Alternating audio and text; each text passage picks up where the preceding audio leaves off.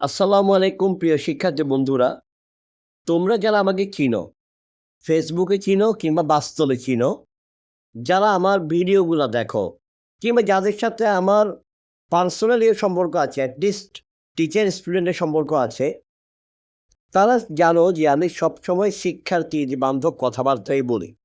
শিক্ষার্থী বান্ধব কথাবার্তাই বলি। গতকাল কুমিল্লা বোর্ডে পরীক্ষা নিয়ে কিন্তু এই বৃষ্টির মধ্যে পরীক্ষা নিয়ে আমি কিন্তু শিক্ষা মন্ত্রণালয় এবং শিক্ষামন্ত্রীর সমালোচনা করে আমি কিন্তু একটা পোস্ট করেছিলাম। হ্যাঁ? যে রাজধানীতে বৃষ্টির কারণে অভিভাবক এবং শিক্ষার্থীরা পরীক্ষা পেছানোর দাবি করেছিল। তারপর কুমিল্লা বোর্ডে কয়েক ঘন্টায় ১০৭ মিলিমিটার বৃষ্টিপাত হয়েছে। অনেক জায়গায় পানি উঠে গেছে। শিক্ষার্থীরা কোমর সমান পানিতে পরীক্ষা দিতে গেছে। এই পরীক্ষাটা পেছানো উচিত ছিল। আমি কিন্তু শিক্ষার্থী বান্ধব কথাবার্তাই বলেছি।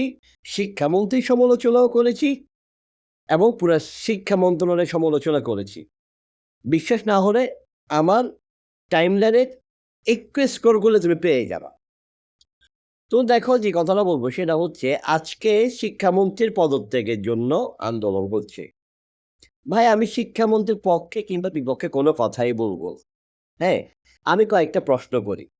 ১ম প্রশ্ন হচ্ছে চট্টগ্রাম বোর্ডে পরীক্ষা তো পেছানো হয়েছে দুর্যোগপূর্ণ আবহাওয়ার কারণে। তাহলে চট্টগ্রাম বোর্ডে আন্দোলন কেন? চট্টগ্রাম বোর্ডে পরীক্ষা তো পেছানো হয়েছে। তাহলে চট্টগ্রাম বোর্ডে আন্দোলন কেন? তাও ধরে নিলাম তাদের সহপাঠীরা যারা অন্য জায়গায় আছে, বিভিন্ন জায়গায় আছে যারা গতকাল পরীক্ষা দিতে পারেনি তাদের পক্ষে সহানুভূতি এবং তাদের পক্ষে সমর্থন নিয়ে তারা আন্দোলন করছে ধরে নিলাম।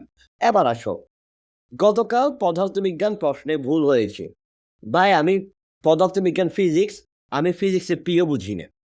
কারণ আমি ব্যবসায়িক শিক্ষার স্টুডেন্ট, বিজনেস স্টাডিজের স্টুডেন্ট, কমার্সের স্টুডেন্ট। আমি ফিজিক্সের পিও বুঝি না। কিন্তু ফেসবুকের কল্যাণে, বিভিন্ন মিডিয়ার কল্যাণে এতটুকু জানলাম যে পদার্থবিজ্ঞানের ২ টা প্রশ্ন ভুল ছিল। আমি বিনীতভাবে বিনয়ের সাথে বলছি আমি পদার্থবিজ্ঞানের প-ও জানি না, ফিজিক্সের পিও জানি না। কিন্তু যেহেতু শেষ পর্যন্ত শিক্ষামন্ত্রী বললেন যে ওই ২ টা প্রশ্নের পূর্ণ নাম্বার দিয়ে দেওয়া হবে, তখন বুঝলাম যে হ্যাঁ, প্রশ্ন ভুল হয়েছে এবং এটা স্বীকৃত যে প্রশ্ন ভুল হয়েছে। তো প্রশ্নে ভুল হওয়াটা অনাকাঙ্ক্ষিত এবং এই প্রশ্নে ভুল হওয়াটা ঠিক না। কারণ একটা প্রশ্ন হওয়ার পরেই কিন্তু কি প্রশ্নটা এভাবে দিয়ে দেওয়া হয় না। প্রশ্নটা অনেক যাচাই বাছাই করা হয়। অনেক কিছু করার পরে পরীক্ষা হলে প্রশ্নটা স্টুডেন্টের কাছে যায়। তাই যারা এত যাচাই বাছাই করার পরেও প্রশ্নটা ভুল ছিল, তারা এই দায় কোনোভাবেই এড়াতে পারে না। কোনোভাবেই তারা এই দায় এড়াতে পারে না। তাই প্রশ্নে যেন ভবিষ্যতে ভুল না হয় সে দাবি তোলা যায়। আমি ক্লিয়ার কেন বলতেছি যারা প্রশ্নটা ভুল করছে তারা এর দায় এড়াতে পারে না। ভাই আপনার ২ টা সৃজনশীলের ফুল নাম্বার দিয়ে দেন অথবা যেটাই করেন ভাই আমি যেটা বলতেছি এভাবে ফুল নাম্বার দিয়ে দিলেন, ঠিক আছে। কিন্তু ভবিষ্যতে যেন এই ভুলগুলা না হয়। গতকাল যারা দুর্যোগকালীন কারণে ক্ষতিগ্রস্ত হয়েছে তাদের জন্য একটা ব্যবস্থা, কি ব্যবস্থা নেওয়া যায় সেটা নিয়ে শিক্ষা মন্ত্রণালয়ের কাছে তোমরা আবেদন করতে পারো। এখন দেখো আমি সকাল থেকে বিভিন্ন জায়গায় দেখছিলাম যে student friendly question. Student friendly question জিনিসটা কি আমাকে একটু বুঝাবা? আসলে স্টুডেন্ট ফ্রেন্ডলি কোয়েশ্চেন দ্বারা কি বোঝাচ্ছ? আমি হয়তো স্বল্পজ্ঞানী মানুষ, বুঝতে পারতেছি না। হ্যাঁ, তবে তোমাদের কথাবার্তায় কিছু বুঝতে পারতেছি।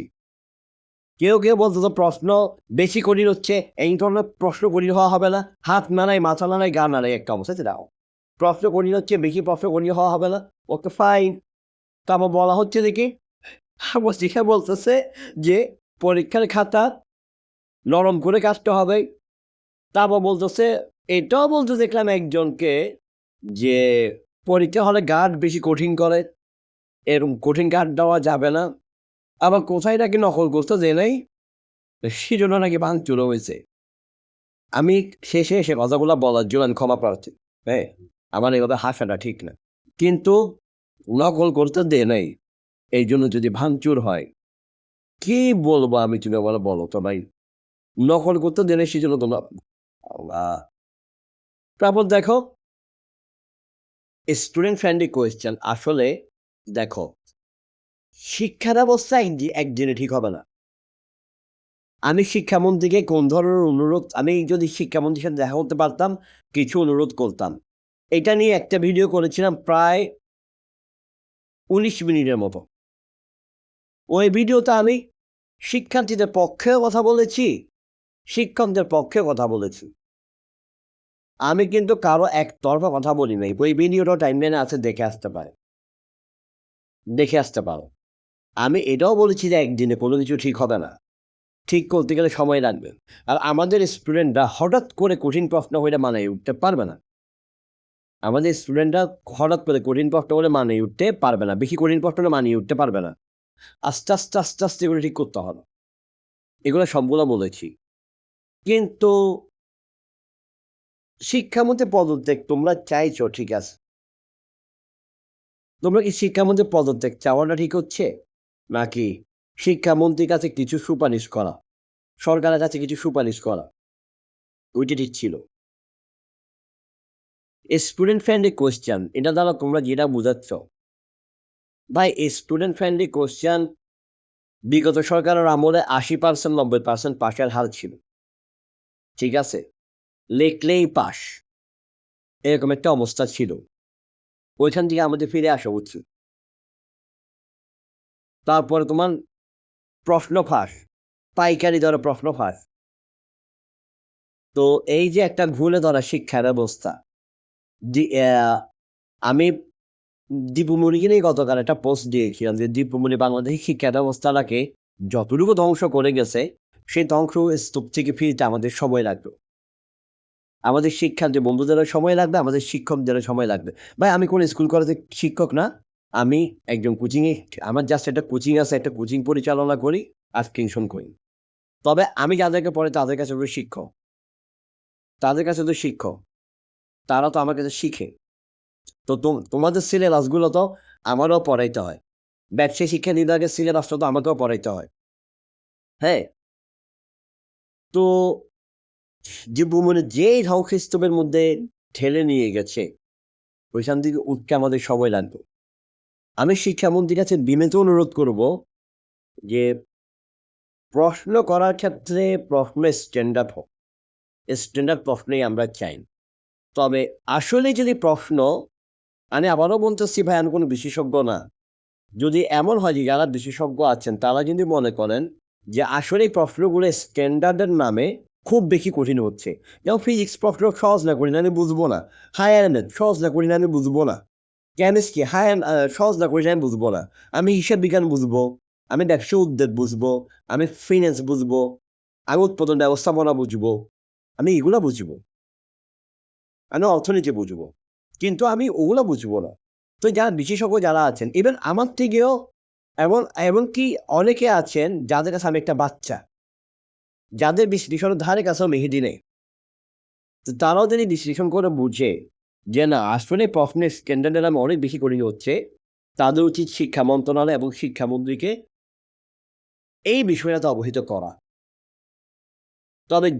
তবে পাইকারি দরে প্রশ্ন আর যেমন ফার্স্ট হতো এটা বন্ধ হয়ে যেতে হবে। আর প্রশ্ন এক লিখলেই পাস, এটা বন্ধ হইতে হবে।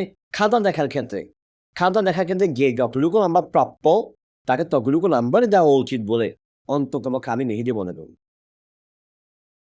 হ্যাঁ, যদি এরকম হয় যে ১ নাম্বারের জন্য কেউ ফেল করে ফেলতেছে, মানবিক কারণে যদি কোনো টিচার দিতে চায়, এটা ওনার উপর, এটা আমি মেহেদির উপর না। তবে যে যতটুকু প্রাপ্য তাকে ততটুকুই দেওয়া উচিত। তো শিক্ষার্থীরা আন্দোলন করবে তাদের অধিকার আদায়ের জন্য। তবে আমি শিক্ষার্থীদেরকে অনুরোধ করব, শিক্ষামন্ত্রীর পদত্যাগ এটা তোমাদের জন্য ভালো হয় নাকি শিক্ষামন্ত্রীর কাছে কিছু রিকোয়েস্ট করলে, কিছু অনুরোধ, তোমাদের কিছু দাবি দেওয়া পেশ করলে ভালো হয়? অথবা তোমরা আসলে জীবনে চাইতেছো এইগুলো যদি বর্তমান মন্ত্রীকে বাদ ধরো, বর্তমান শিক্ষামন্ত্রী পদত্যাগ করলো, এহসানুল হক মিনার খাই পদত্যাগ করলেন। উনি পদত্যাগ করার পরে যিনি আসবেন তিনি কি তোমাদের এই দাবিগুলো মেনে নেবেন কিনা? এটা একটা বড় প্রশ্ন। তাই তোমরা যে দাবিগুলো জানাচ্ছ, এই দাবিগুলো জানানোর ক্ষেত্রে খেয়াল রাখতে হবে যে আমাদের দাবিগুলো শিক্ষামন্ত্রী পদত্যাগের সাথে সাথেই আমাদের দাবিগুলো আদায় হয়ে যাবে কিনা। আমাদের দাবিগুলো আদায় হওয়ার মতো কিনা। কারণ এই শিক্ষামন্ত্রী যাওয়ার পরে তো আরেকজন শিক্ষামন্ত্রী আসবেন, উনি কি তোমাদের দাবিগুলো মেনে নিবে? দাবি এমন কিছু দাবি করবেন যেগুলো সবার জন্য কি উপকার, শিক্ষক শিক্ষার্থী সবার জন্য উপকার। তো যেটা বলবো সেটা হচ্ছে তোমাদের দাবি দেওয়া থাকবে, শিক্ষার্থীদের দাবি দেওয়া থাকবে। যৌক্তিক দাবি দেওয়া হলে যৌক্তিক দাবি দেওয়ার পক্ষে আছি। আর যদি অযৌক্তিক দাবি দেওয়া হয় তাহলে তোমরা আমাদের ভাই আমাদের বোন, বলবো অযৌক্তিক দাবি দেওয়া করিও না। কোনো কঠোর কথা বলতে চাই না। আর আমি মেহেদি বলা কিংবা না বলা তো কিছু গায়ে আসে না। তাই তোমাদেরকে বলবো শিক্ষামন্ত্রী পদত্যাগ চাইতেছ, এই শিক্ষামন্ত্রী পদত্যাগ করলেই তোমাদের দাবি দেওয়া পূরণ হয়ে যাবে কিনা এটা চিন্তা করো। আর যে দাবি দাওয়াগুলো করতেছে এগুলো আখেরে পূরণ হওয়ার মতো কিনা সেটাই চিন্তা করো। ধন্যবাদ। আসসালামু আলাইকুম।